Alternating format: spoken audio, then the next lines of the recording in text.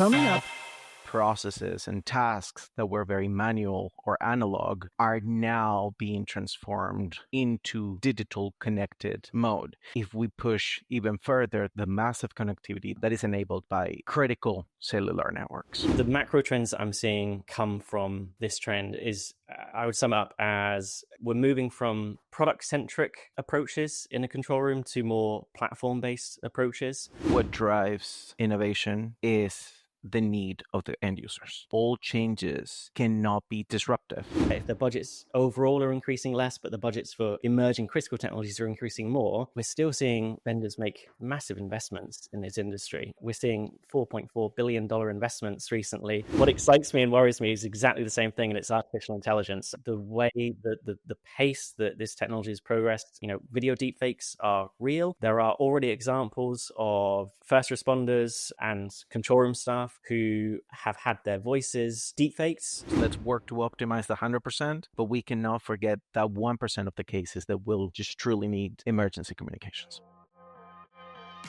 Welcome to Making Waves, the podcast where we explore the technology, people, and real-world challenges shaping the world of critical communications. From PMR radio to next-gen broadband, we talk to industry experts and frontline users to uncover the pain points, innovations, and decisions that define performance under pressure. If it keeps teams connected when it matters most, we'll be talking about it here. I'm Stuart with my co-hosts Hauke. Hi, everybody. And Lona. hello. Well, Lona, what have we got today? Today we're zooming out and looking at the bigger picture, how technology investment and user demand are shaping the future of mission critical communication. And to help us do that, we invited two leading analysts from Omdia, Paul Bremner and Ildefonso de la Cruz, who spent their time mapping this industry from the inside out. What makes Paul and Alfonso such a great fit for this chat is that they're not just looking at the trends from the outside, they're right in the middle of it. They track critical comms infrastructure, they follow the broadband migration, they advise organizations, and they speak at major events. So they bring a really unique perspective on how critical communications are changing and how they are being delivered as a service around the world. Besides, they also host their own podcast, Critcom Circle, and were incredibly generous in sharing some of their behind-the-scenes tips with us when we were just getting started. So we're truly excited to have them with us today. Welcome to the show. Thank you very much. It's a pleasure to be here. Absolutely. Pleasure to have you. Before we dive in, could you just introduce yourself?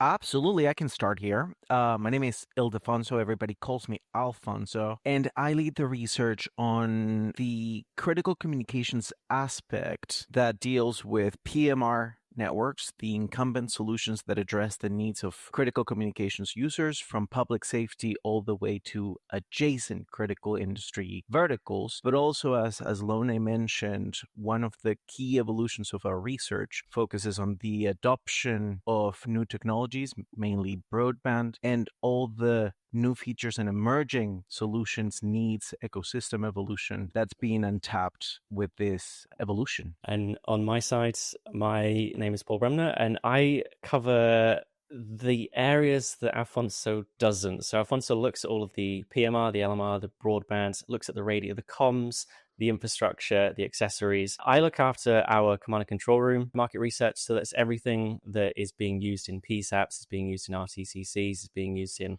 ECCs.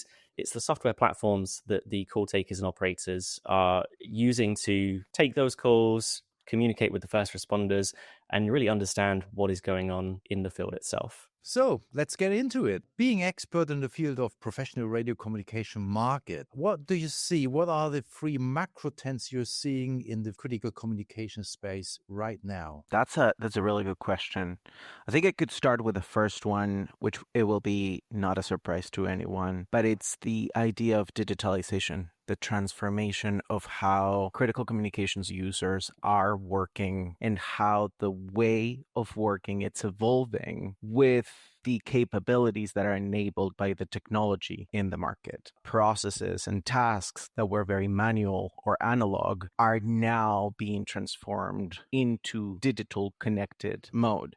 And that has led the technology evolution that we are really focused on, the presence of technologies within narrowband like Tetra, P25, DMR. But if we push even further, the massive connectivity that is enabled by critical cellular networks. What does it mean in terms of technology? That's a really good question, because I think there's a full translation from the trend to the technology. This is nothing new. It started decades ago with the transition from analog narrowband to PMR networks that we know today and that our public safety, our utilities, our transportation and users leverage and use on a daily basis. Those, as I said, could be the P25 networks, the Tetra networks, or the DMR networks. But that transformation and digitalization is pushing it even further with a clear need to enhance their voice networks with data traffic, with multimedia, whether that's data, whether that's video. And that is where broadband comes into play, where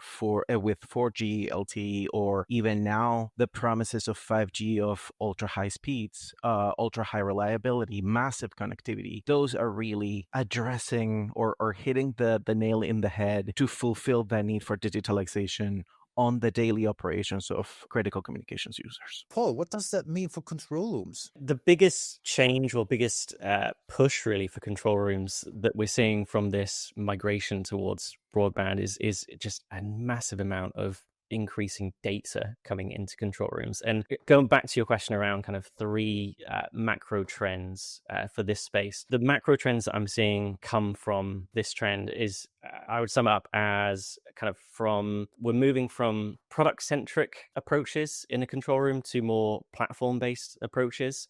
So we're seeing vendors in this space offer more integrated ecosystems. And then that actually is kind of the second macro trend really we're seeing, which is we are moving from those standalone solutions. So if I bring it back to radio side of things, we're moving from, let's say, standalone voice dispatch platforms to more integrated critical communication systems, which also bring in things like text messages, things like the video calls from first responders to the control room, and vice versa. So from standalone to integrated ecosystems. And then because we're seeing that trend towards those more tightly coupled systems and, as I say, more platform approaches, that is kind of leading to the third macro trend that we're seeing, at least from the control room side, which is moving from one-time purchases to more service-oriented approaches. And it's a trend that we're seeing, as I say, mostly in the control room side, but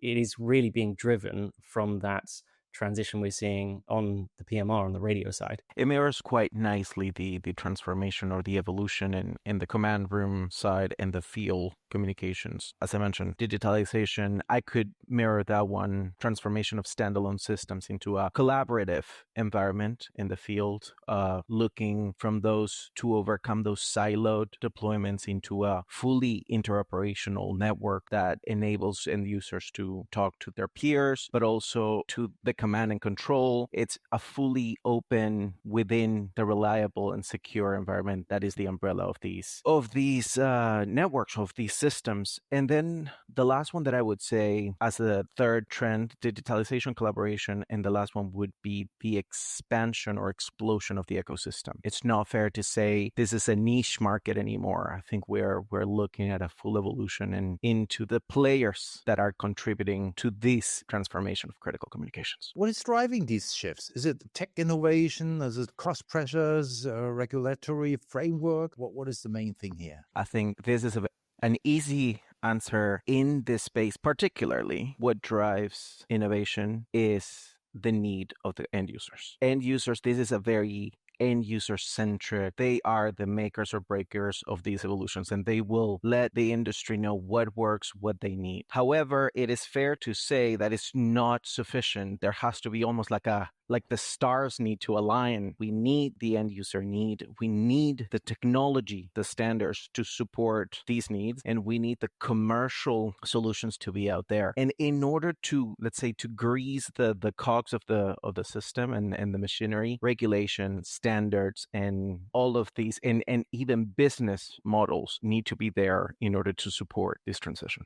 I think it's a very important point. Standardization, we have seen that in the past. And I think if we look back for or analog days even, or with Tetra, standardization was the key success factor, including interoperability coming along with it. Do you see any difference between different regions if you look at Europe or Middle East or Latam or any other place on the world? Yes, yeah, there are definitely, at least in the PMR side, in the adoption of broadband, there are clear differences in the speed.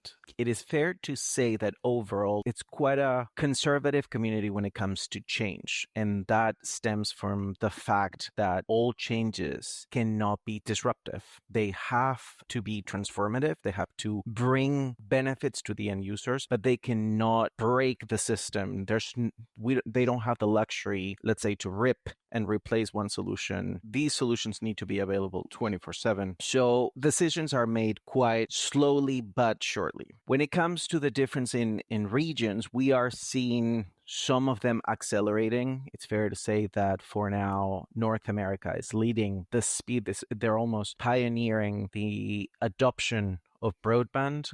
We also have some of the first cases in the world in South Korea of adoption of broadband for mission critical communications. And Europe is taking, let's say, the second step. We already have some commercial examples of governments that have decided to adopt broadband in the space of critical communications for their public safety national networks. But I would summarize the global status as planning, but ready to move to tendering. That'd be the stage at which the global industry is at the moment. I think you're already starting to flesh out where the state of the technology is and where the markets are here. I'm picking up here that the innovation is driving things, but it needs to also have the end user in mind. And we've, from other episodes, we've very much had that same story echoed as well. We're moving much more towards product, away from product-centric and more to these unified type of solutions now. And the ecosystem is expanding, and you're explaining a little bit more about that. But what I want to get into is, despite all of the buzz that we hear about of the next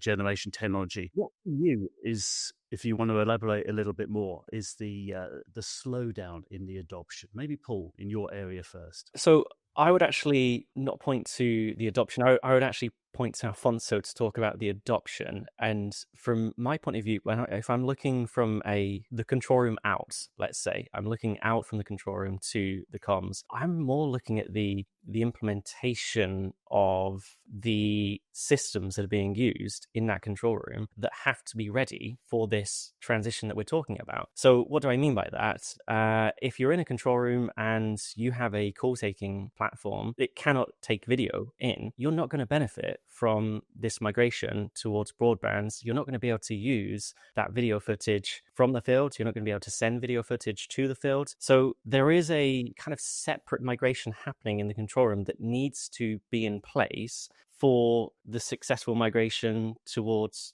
broadband in the critical communications space. The call-taking platform is one example. Another example would be the CAD platform. To dispatch, a lot of times the CAD platforms will be integrated into the call-taking so that you can actually share that video footage easily from what's coming in and then out to the field as well. There are a lot of systems that have to be updated, and with those systems being updated, as we've already talked about on this episode, it's not just technology, it's also end use, it's also workflows, and workflows in the control room have to update as the technology does. And when those workflows are in place, then I think we'll actually start seeing the implementation of the technology that we're now seeing come in. But as regards to the networks themselves, I would point to Alfonso to talk about that transition, of course. I think there was one sentence that resonated with me from that introduction, and it was performance under pressure. I think you mentioned that, Stuart. And that is really, that's where it stems, the slowing down of the decision. I think the end users need to rely completely on the systems that they bring on board. And there are many elements that don't work in vacuum. So they need to understand that whenever and wherever they are needed, they will be used. So there is a lot of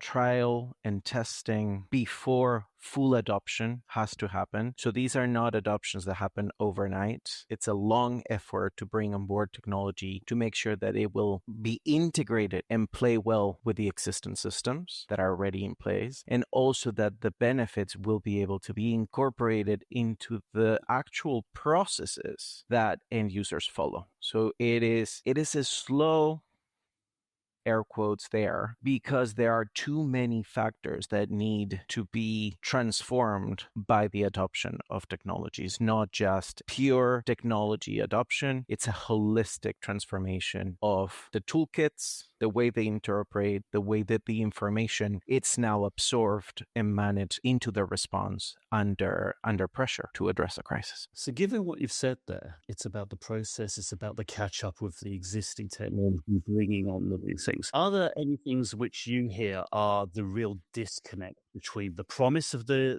vendor and the reality of the needs of the user? That's a tricky question, because as I said, one of the sort of core trends that I was seeing is the expansion of the ecosystem. So right now we're talking about a lot of new players or new entrants bringing really valuable solutions into the toolkit, into the catalog or portfolio of actual technology solutions that could be incorporated. However, the major disconnect that I see is the integration and the how well it will play, not only with the existing systems, but how the interoperability will be managed and enhanced for end users. This community of end users, has typically prioritized safety and reliability and security at the maximum level. And that is not going to change. But now they are also incorporating collaboration, as I mentioned. They want to be able to not work in silos, but work with other teams, work with wider groups within their team. So that there's still a gap of solutions that promise benefits in vacuum, but are not necessarily, or we haven't figured out yet how to manage that full integration and that interoperability with the rest of the systems. Now, I know that you are an advocate of the better together scenario when we talk about hybrid systems, and we see and feel the same way as well here at DAM. Do you see that PMR and LTE is a stepping stone or something that's going to be around for an awfully long time? And why would you say that? And maybe that's for you, Alfonso, on the network side, but I think there's a hybrid story also, the control center side as well. So maybe, Alfonso, you can go first. That is the $1 million question at the moment, I'd say. We come from a voice scenario. Critical communications could easily, until now, translate into how to guarantee that when there's an emergency, voice communication among those emergency responders will be enabled. However, what we are discussing today, that transformation brings how to make it more efficient, how to leverage a lot of data in order to minimize the needs where that voice will be required, where that it's an emergency, where are you, exchanges over radio are required. So the better together and the hybrid model comes from the need of two factors: the fact that data will enhance and will be fully incorporated, therefore broadband is a required toolkit in order to leverage all the capabilities and all the new solutions that are coming into the space. But we cannot forget the importance of voice, and the umbrella under which these communication systems operate are always reliability and trust. They should always be available. So a fallback mechanism in which there are multiple, let's say, ways to guarantee that technology is there, it's a no-brainer for these type of end users. So we've discussed it before. These are transformations that don't believe in the disruption of the main systems, so they will not be changed over time. And in order to adopt new technology, that doesn't mean that you need to rip a system that works. it can still provide that truly tried and tested voice capability with the enhancement of multimedia traffic that broadband offers. Stuart, I don't know if I have an answer for you on this one in terms of whether hybrid systems are that stepping stone or if they are a long-term solution, but I can maybe provide a view, maybe some color on how I view it from the control room, because the way I see it, the control room is there to manage what is happening in the field. So ultimately, whether they are a stepping stone or whether they are a long-term solution, I think isn't necessarily going to impact what goes on in that management layer. You know, there has to be some acceptance of, okay, we're using two solutions. We're going to have two solutions in the control room. We'll deal with it. What I would say, though, is just kind of echoing Alfonso's point around the importance of voice. We talk about this so much in critical communications. Voice is king. Voice is key. This is a view that I do agree with, but I think is a view that we may see change. If we look 10 years down the line and we look at the technologies that are here now, are developing and being introduced, that view may be modified in 10 years. And the reason I say that is because from a control room point of view, we're seeing a lot more dispatching, which is not happening by voice. It's happening simply by, there is this unit that is available. We're going to send that to their terminal that's in the vehicle. They're not actually talking to the dispatcher at all. So from the dispatching point of view, voice is maybe a little bit less important. The other side that we're seeing, obviously, I think we've not touched on it just yet, but we've done well to go 20 minutes and not mention AI, artificial intelligence. And obviously, with AI, we are seeing from a call taking side, we're seeing pilot programs now where non-emergency numbers are being manned, if you can call it that. They're being, staffed by AI call takers. The reason they're doing that is because on the control room side, there are huge staffing pressures. So if you can relieve some of the staff from the non-emergency calls and put them on the emergency calls, obviously that's a great thing. The kind of pace of change that we're seeing in this AI world, maybe we, in 10 years time, if we're still making waves, we're recording again, maybe this view of voice is king will shift slightly. I think it's a long way out, but I think there are kind of underlying shifts, at least within the control room, that it could go that way. So I haven't answered the question, but that's some color, I think, from the control room point of view, at least. We don't give enough bandwidth to the control room. We tend to talk about the network. And I'm really pleased you're in this episode, because you give the control center, and yes, it's usually public safety we're talking about when we talk about control centers. But rate of change, or what hybrid means to a control center, is a completely different story to the network. You're absolutely right. It's not going to be in the too far future where it is commonplace in control centers where the person calling up with an emergency may not be speaking to a human at the end. And while you say, in 10 years, probably is 10 years, not 5 years, because things take that long to go through procurements and requirements and that sort of thing. So we may come back to that later in the call. What about the financial side of all of these things? What's the investment climate like right now? Who's spending and where are they spending? In many cases, it boils down to money. What can be done? Where are the budgets, and what do they actually enable governments or public safety agencies or mission critical verticals like transportation and utilities? One thing that we learned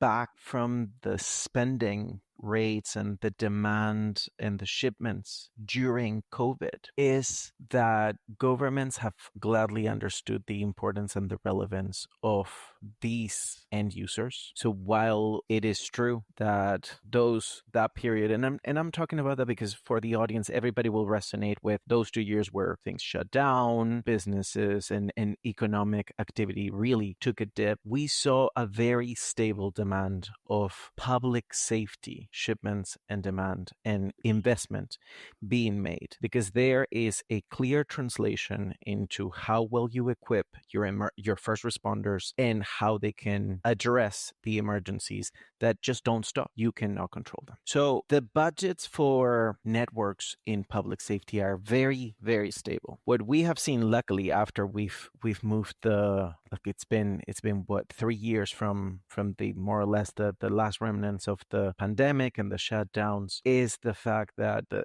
critical infrastructure verticals like utilities, transportation, and so on are really starting to pick up and really undergoing and catching up on those transformation and leveraging the available technology in order to enhance not only the reliability but also the efficiency of their systems. So to address your question head on, where are the budgets going? We are seeing the stable investment into upgrading public safety networks, but we are shocked at seeing the speed at which critical infrastructure verticals are starting to also get on the train of adoption of broadband and leveraging those digitalisation tools that will improve and optimize their performance. We also have a little bit of additional data really that we can share.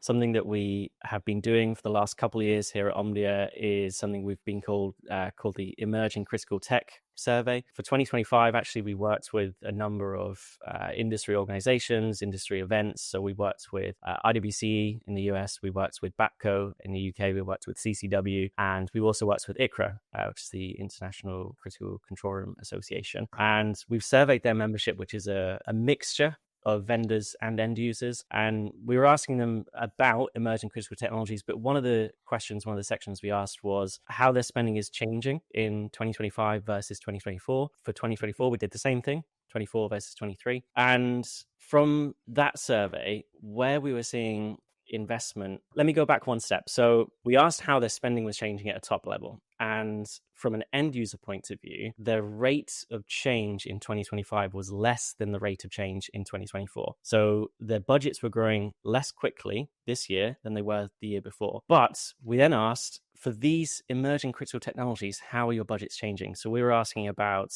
technologies from LMR, from push-to-talk over cellular. We were asking about connected vehicles. We were asking about drones, rapid deployment solutions, satellite access or backhaul technologies. There were 8 different technologies we were talking about. Every single one of those technologies, their budgets were increasing faster in 2025 than 2024. So how does that work? How does that kind of make sense, where if the budgets overall are increasing less, but the budgets for emerging critical technologies are increasing more? I think we're clearly seeing a preference or maybe the importance of these technologies come through how those budgets are changing in 2025. So I think that's where we're seeing investment from an end user point of view, from a vendor point of view. And you know, if we back all the way up to what is the market looking like, we're still seeing vendors make massive investments in this industry. We're seeing $4.4 billion investments recently.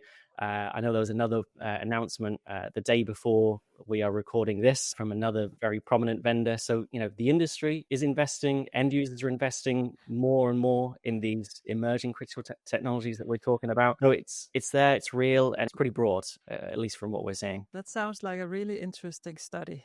Are we seeing real innovation in service models like communications as a service, or is it mostly just upgrades to existing technology? As I said before, it's not just a technology transformation. We are seeing transformation in a holistic point of view, not just what it is used and what type of replacing a radio with a smartphone. It is a completely different system model. We are seeing completely different go-to-market strategies that are now being adopted in the market. So the idea that we can share is that there is not a one formula or one secret recipe to make this adoption work. There is a transformation that brings some flexibility. So the challenge here is to understand what are the conditions of the specific end users, the specific budgets available, the specific resources, like spectrum, for example, available in order to make it work to those specific needs. Just to expand on that, traditionally, these networks have always been prioritizing the original, I would say the OG private networks. Governments own their infrastructure, their own devices, they own their data. They work directly on a almost like direct one-to-one single relationship with the vendors. That is now evolving into how to bring the different players that will bring the needs. Is our service providers going to play a bigger role at managing services? Are we looking, and we're looking at transformations from very CapEx initial investment heavy type of models into more of the operational managed services, communication as a service, as you described it, into leveraging a series of partners beyond just the vendors. So it's a very interesting moment in the industry. So because wherever you look, there are things to learn and different, let's say, dynamics to explore. How are cost pressures shaping technology choices, especially when comparing public safety with private enterprises? From a communications in the field or communication systems and networks, the beauty, which also narrows down to money, is that we are moving past that niche category that has sort of branded public safety. The challenge that comes with that niche brand was the fact that many players, many vendors, many telcos, many players that could really benefit from bringing solutions into this market initially would not be encouraged to participate. It's a very small market. I don't think there is benefits in it for us. That is no longer the case. We work in a broadband ecosystem where the benefits or the evolving technology can be impacting all of the different players in the system beyond public safety. As I said, it's going to transform into an economy of scale environment where the benefits that are offered to public safety could as well be replicated in the utilities, defense, or transportation ecosystems. And that is a very sort of promising fact for vendors who think, oh, we've just increased in orders of magnitude our total addressable market. Let me unpeel a layer of the onion here. If it took 20-something minutes to talk about AI, it's taken us even longer to mention cybersecurity. So let's get to that point, because that is a significant cost going forward, because you have to get into it at the genius part of what your requirements are. You've got to go from cybersecurity upwards now, especially taking into account recent things which happened even in the last days about mobile networks falling over. It wasn't because of cybersecurity, it was to do with, I think, firewall upgrades or something like this. But the whole target space for cybersecurity threat is enormous now. So do you think organizations are factoring this in enough in terms of what they need to do for cybersecurity provision now? And I'm sure this is a very big area for control centers as much as it is for the network. So maybe Paul. Yeah, this was also something that we covered on the Emerging Critical Tech survey, actually. So obviously it is an important issue. So there was a dedicated question for that. I mentioned 2025 was the second time we run the survey, and it had a more broad international audience in 2025 than it did 2024. 2024 was very US focused. That said, we saw, I would say, progress in 2025 versus 2024. It may have been a different audience, but I think it was genuine progress that we saw when it comes to the particular cybersecurity question we were asking, which was essentially at what stage end user organizations were at in their cybersecurity developments. And I would have to look now for the 2024 data, but the 2024 response, from memory, there was 20 or 25% of organizations saying, we're looking into it, we'll get there at some point, which is a pretty worrying figure. 2025, I actually have them in front of me. It's 18% of end users indicated that only foundational protections were in place, which is still not great, but it is less than what we saw in 2024. And in some ways, it's actually better because they are saying that there are foundational practices in place at least. So I think I'm just looking, 42% of end users said that their cybersecurity was operational and with continuous optimization updates. So it is a really important part for end users, and we're seeing that come through the surveys. It's clearly something that end users and organizations are factoring into their plans today and into their long-term plans, I would say. Yeah, absolutely. It wouldn't be fair to say that it's an afterthought. It is something that it's being treated very carefully, and the promising fact is that they're following a secure by design approach in which it's not just the technology that will be protected through cybersecurity. They're looking at protection of the interactions. They're looking even at the protection of the supply chains. So everything, they have the opportunity to build something new. I think cybersecurity is one of those key pillars that are driving, or I would say a horizontal that is driving all of these decisions. So it's a very decisive factor in the evolution of critical networks, for sure. Obviously, this affects everybody from public safety all the way down to utilities and then a smaller, let's say, private network. Are you finding there are some best practices emerging in this area? Are you finding that governments and regulators are helping or hindering in this regard? I'm reluctant to make a big statement because, the preferred answer for a market consultant would be it depends. But in this case, it really truly depends on what we're talking about. I think governments, as I mentioned, have proven to be taking these type of critical systems very, very seriously. It is true that some of the decisions being made initially, when we didn't have a clear path of adoption, might not have always been, in hindsight, the more conducive towards the right models for adoption or the right reasons. I think some of the decisions that are based purely on the cost reduction, let's say, metric, are a little bit short-sighted. There are too many elements that could be oversighted to optimize the total cost of ownership of critical communication networks. But governments are, in many cases, helping with, and I can put examples of helping with regulation changes and in even law changes that could potentially slow down or hinder the adoption of broadband and the adoption of all of these technology benefits that we've mentioned. Some of those examples can be found here in Europe, where laws have been changed in order to oversee the net neutrality that would potentially make prioritizing traffic towards law enforcement or firefighters or emergency services would make it really difficult. Governments and regulators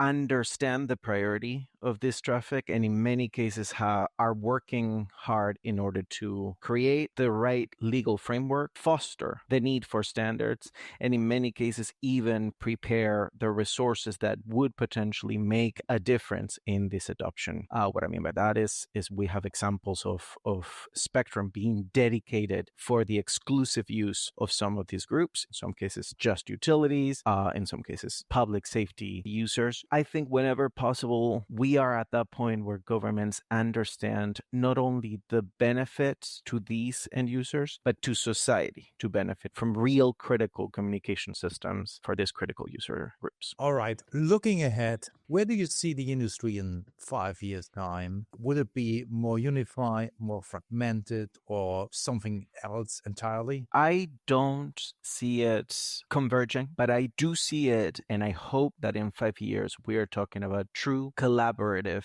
industry with a healthy amount of different players that interact, collaborate, interwork, and enable collaboration among public safety, other verticals, officers in the field, command and control rooms. All of this can be enabled by technology. It's all of the different pieces that need to, I say, aligned in order to make it possible. So I think in the short, medium to near future, this can be achieved.